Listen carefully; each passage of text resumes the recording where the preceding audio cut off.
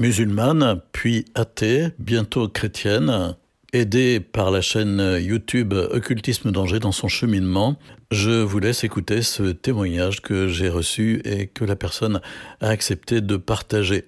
J'ai 42 ans, je suis maman d'un enfant en bas âge et je vis en France. Je suis née au Maghreb, dans une famille musulmane peu pratiquante.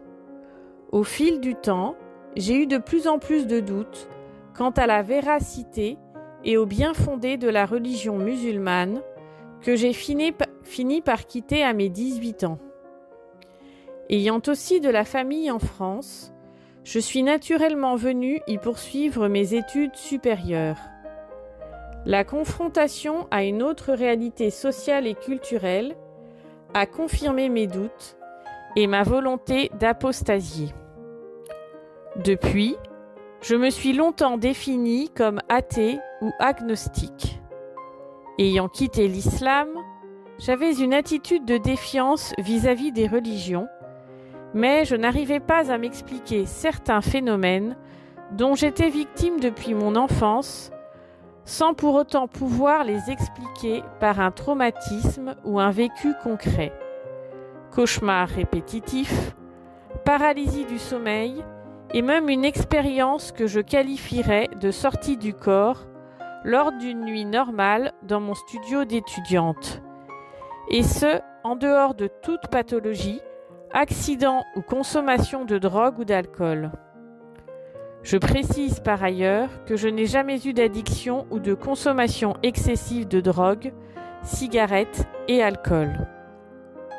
Un peu plus tard, avec la démocratisation d'Internet, j'avais fait des recherches et trouvé un certain réconfort dans l'explication médicale des phénomènes de paralysie du sommeil.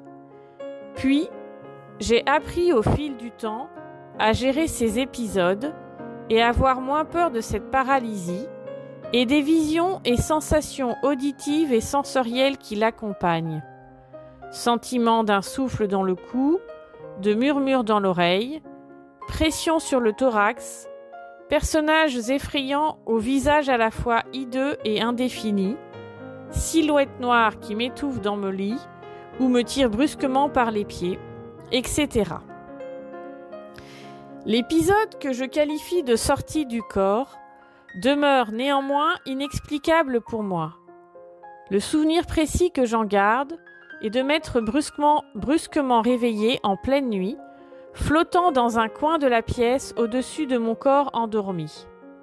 Quand je suis redescendue, j'ai nettement senti que j'étais dédoublée et que je revenais physiquement dans mon corps, membre par membre, des pieds à la tête. Je ne me souviens pas des rêves de cette nuit, ni d'avoir fait un voyage astral.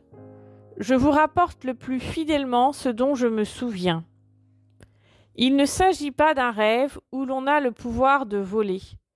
J'étais réveillée et consciente, et j'ai eu la sensation physique et matérielle de réintégrer mon corps. Cet incident m'a particulièrement terrifiée. J'ai sauté dans les tout premiers métros à l'aube pour ne pas rester seule chez moi, et je me suis arrangé les mois qui ont suivi pour dormir chez des amis ou les inviter chez moi. Heureusement, cela ne s'est produit qu'une seule fois. Vu mon athéisme de l'époque, je me suis efforcée d'oublier cet épisode en me disant qu'un jour j'en aurais une explication scientifique. J'ai écarté d'un revers de main les premières explications qui m'étaient venues à l'esprit et qui sont dues à ma culture musulmane. L'islam reconnaît l'existence du diable, des phénomènes de possession et de sorcellerie. Théoriquement, le dogme musulman interdit et condamne les pratiques occultes, mais elles demeurent très courantes dans les sociétés maghrébines. Il y est très facile de recourir à des voyantes, sorciers, marabouts, etc. Les gens peuvent également recourir en toute innocence à des rituels superstitieux ou magiques, sans forcément vouloir du mal à leur prochain. Mon entourage familial n'est pas particulièrement friand de ces pratiques, mais je ne peux pas non plus en être certaine. Les gens ont généralement du mal à l'assumer publiquement et y recourent en secret et le confient à peu de personnes. Les années ont passé et je suis restée athée jusqu'après la naissance de mon enfant.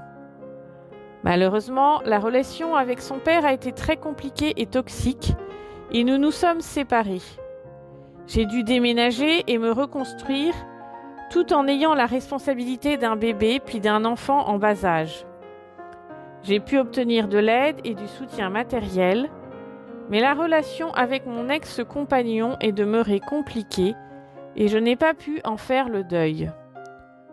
En effet, nous étions obligés de nous croiser régulièrement, étant donné le jeune âge et la modalité de garde de notre enfant.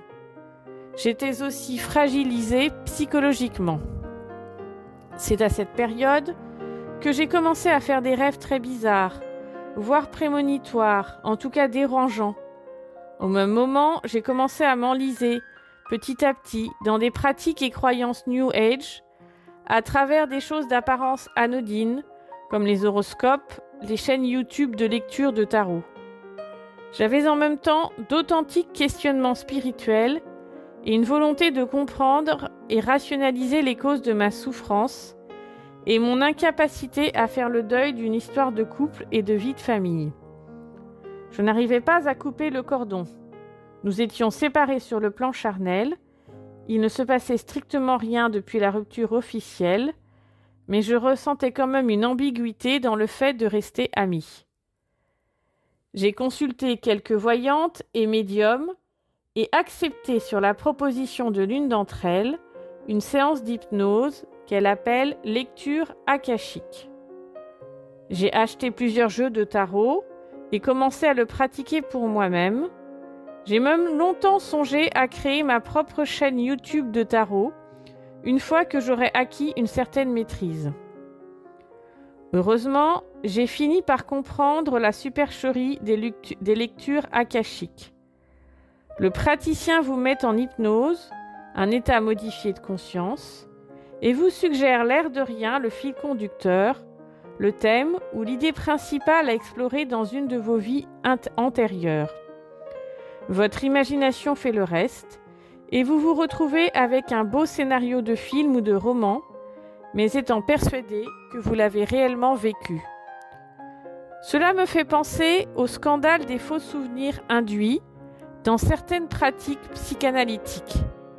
Un scientifique saura mieux que moi s'il s'agit du même phénomène et des mêmes mécanismes, mais l'idée m'est venue spontanément quand j'ai essayé de réfléchir froidement à cette séance.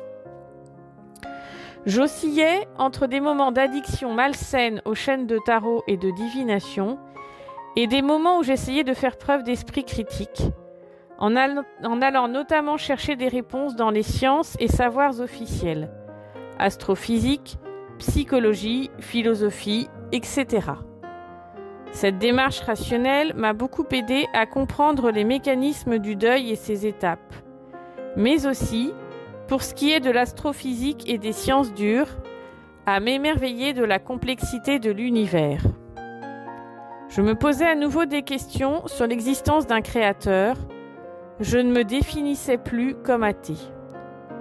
Pour ce qui était de ma pratique du tarot et ma volonté de créer ma propre chaîne, heureusement que mon côté rationnel et une grande réticence morale y ont fait obstacle.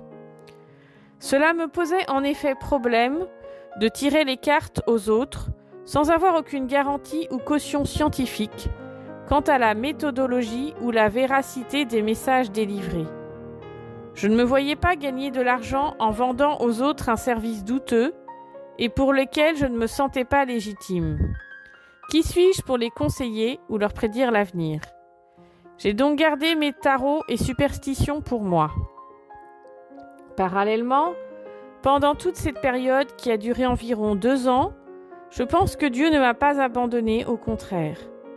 Malgré mon égarement New Age, j'étais de plus en plus convaincue de l'existence d'un créateur et dans des grands moments de détresse ou d'angoisse dus à mes questionnements spirituels, relationnels et ensuite à des difficultés de mon enfant à qui on a diagnostiqué un trouble neurodéveloppemental, je ressentais le besoin impérieux de rentrer dans une église et de supplier Dieu de me donner force et courage pour surmonter mes problèmes et me guider vers la vérité.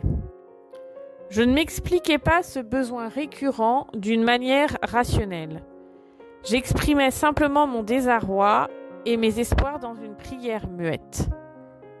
Plus je me rapprochais de Dieu en le priant dans des églises, plus je m'éloignais des pratiques occultes. L'épreuve du diagnostic de mon enfant m'a également mise devant mes responsabilités de maman et m'a détournée de mon addiction aux pratiques New Age. Au fil des démarches médicales et des diagnostics, j'ai aussi commencé à remercier Dieu, car il a entendu mes prières désespérées. Mon enfant va mieux depuis. Il n'a pas guéri miraculeusement, mais ses troubles sont moins graves qu'au début. Il a toutes ses chances pour réussir scolairement et socialement. Mon enfant allait mieux, mais je n'avançais pas dans mon deuil de rupture. Il y a peut-être eu comme un retour de bâton de mes pratiques New Age. Car malgré le fait que je comprenne désormais rationnellement ce qui s'était passé dans cette relation, à force de lecture, de recul et d'observation, je n'arrivais pas à pardonner et tourner la page. J'ai traversé des moments très sombres fin 2022, début 2023. J'étais obsédée par des idées de vengeance féroce, ravagée par des sentiments à la fois de colère, de haine et de culpabilité. Car j'avais honte d'avoir atteint cet état, d'avoir pensé à commettre des actes méchants et malveillants de toutes sortes pour me venger de mon ex-compagnon. J'ai également eu le sentiment d'être poursuivie par la poisse ou un mauvais sort. L'espace de 2 ou 3 ans, j'ai cumulé les problèmes relationnels, projets professionnels qui tombent à l'eau, obstacles et retards dans tout ce que j'entreprenais, problèmes de santé et même hospitalisation. Heureusement, rien de grave. Une autre chose m'a effrayée durant cette descente aux enfers. J'avais perdu toute empathie ou compassion envers les autres et atteint un stade d'anesthésie et de froideur émotionnelle. Heureusement que j'ai quand même gardé envers mon enfant une sorte de service minimum pour être fonctionnel et ne pas l'entraîner avec moi dans le gouffre après des mois de lutte pour l'aider par rapport à ses troubles. Sans l'amour que je lui portais et le refus de le trahir et de trahir Dieu qui a quand même exaucé pas mal de mes prières, j'aurais mis fin à mes jours. Cette idée me traversait régulièrement l'esprit. Prise de panique, mais aussi dans un sursaut de vie, j'ai décidé de me prendre en main coûte que coûte. J'ai tellement souffert de mes ruminations que j'étais prête à faire n'importe quoi pour m'en débarrasser en consultant un psy, un prêtre exorciste, un imam, un marabout, n'importe qui pour y mettre fin. J'ai cru que j'allais y laisser ma santé mentale. Heureusement que ma raison a gardé le dessus et que j'ai procédé de façon réfléchie, car j'aurais sûrement aggravé ma situation en cherchant de l'aide auprès de mauvaises personnes. J'ai également fait des bilans auprès de mon médecin généraliste pour traiter toute carence ou déséquilibre hormonal, car certaines peuvent impacter la santé psychique voire mentale. J'ai pris rendez-vous avec un psychiatre pour traiter mes symptômes dépressifs et anxieux. Le suivi a duré plusieurs mois et n'a pas nécessité de médication lourde. J'avais un anxiolytique et un somnifère à utiliser uniquement en cas de grosse crise. J'ai souffert en effet de dépression sévère. Parallèlement à ces démarches, j'ai constamment supplié Dieu de m'enlever ces idées de vengeance de la tête, de me guérir et m'aider à me concentrer sur mes affaires, mon enfant et mes projets. Je veillais aussi à le remercier régulièrement à chaque étape de ma guérison et à chaque sensation de paix et de bien-être.